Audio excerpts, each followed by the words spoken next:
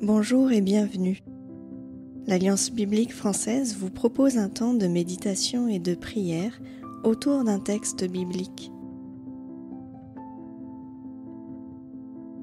Installez-vous confortablement et préparez-vous à partir en voyage à la rencontre de Dieu.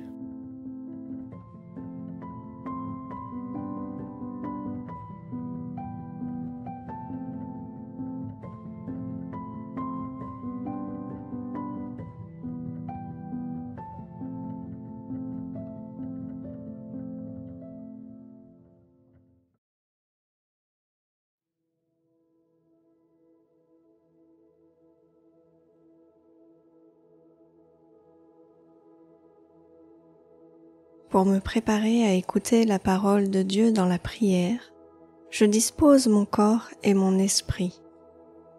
J'inspire et j'expire lentement et consciemment. Je m'ancre dans le présent, dans cet instant avec Dieu.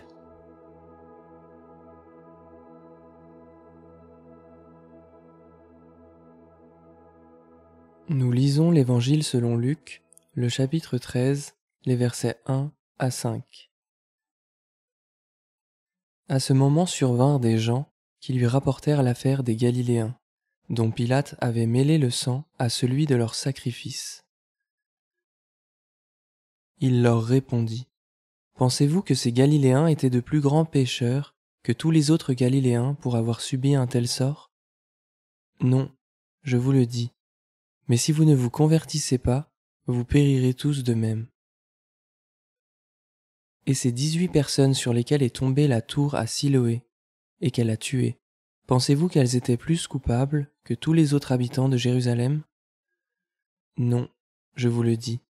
Mais si vous ne vous convertissez pas, vous périrez tous de la même manière.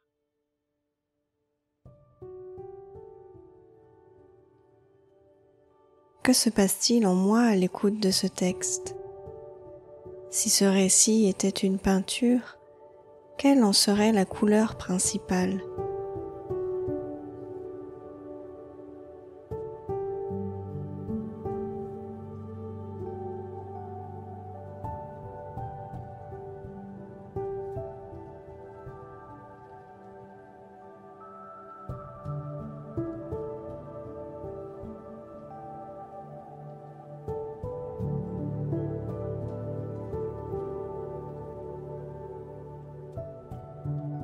Les deux tragédies de ce récit résonnent tristement en écho. Un déchaînement de haine et de cruauté d'un côté, le produit du hasard ou d'une négligence humaine de l'autre. J'écoute la réaction de Jésus face à ces drames. Si j'étais parmi ses auditeurs, comment réagirais-je et que lui répondrais-je ?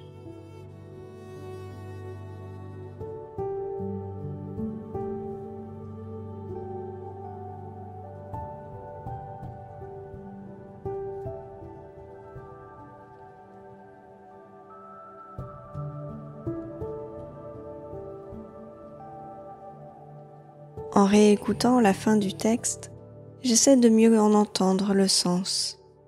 Il leur répondit : « Pensez-vous que ces Galiléens étaient de plus grands pécheurs que tous les autres Galiléens pour avoir subi un tel sort ? Non, je vous le dis. Mais si vous ne vous convertissez pas, vous périrez tous de même. » Et ces 18 personnes sur lesquelles est tombée la tour à Siloé et qu'elle a tuées, pensez-vous qu'elles étaient plus coupables que tous les autres habitants de Jérusalem ? Non, je vous le dis, mais si vous ne vous convertissez pas, vous périrez tous de la même manière. Quel est le lien avec ce qui précède, Seigneur ? Là où j'attendais compassion et consolation, pourquoi parles-tu ainsi ? Que veux-tu me dire ?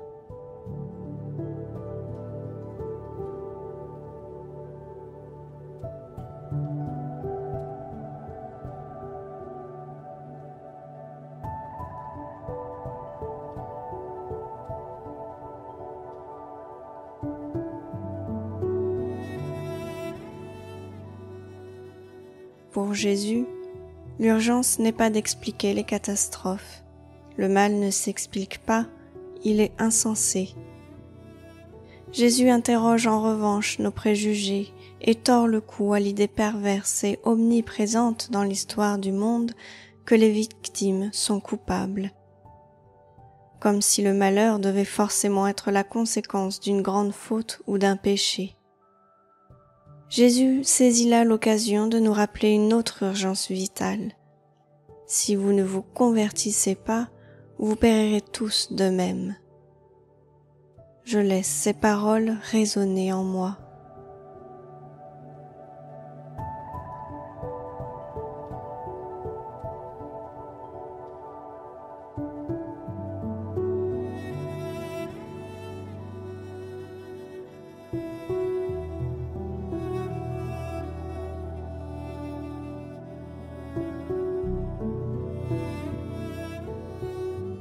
Je suis souvent impuissant face au mal, mais la bonne nouvelle est que je peux décider de me laisser transformer par Dieu afin que le mal ait moins de prise en moi. Car au fond, le problème premier ne serait-il pas la haine, l'égoïsme, la peur de l'autre, le manque de pardon, en un mot, ce que la Bible appelle le péché au singulier? Serait-ce pour cela, Seigneur, que tu nous renvoies d'abord à nous-mêmes et nous intimes de changer radicalement de vie, de nous convertir afin que, libérés du péché, nous vivions une vie plus humaine et plus aimante à ton image? Seigneur, tu ne veux pas que je meure, mais que je vive, dis-tu. Alors voici ma vie. Délivre-la du mal. Je te confie aussi ces personnes et ces situations auxquelles je pense.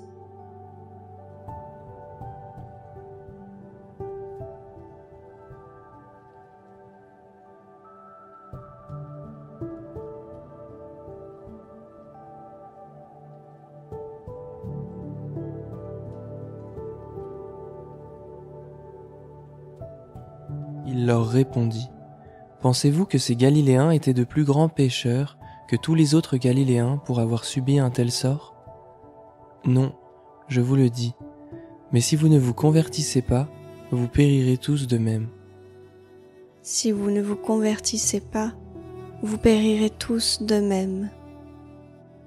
Autrement dit, si vous vous convertissez, vous vivrez. Car orienter résolument sa vie vers et pour Dieu, c'est cela vivre réellement. Père, tu vois notre désarroi face au malheur. Garde-nous de désespérer. Prends pitié et prends patience de nous tous, car nous n'arrivons pas toujours à faire le bien sans toi. Seigneur Jésus, toi, tu as vaincu le péché sans jamais te déshumaniser. Délivre-nous du mal qui est autour de nous et en nous. Régénère-nous dans la grâce et la plénitude de ton Esprit Saint. Par ce retour sur moi-même, vers toi et vers les autres, fais-moi grandir en toi et en humanité pour ta gloire. Elle est là ta bonne nouvelle.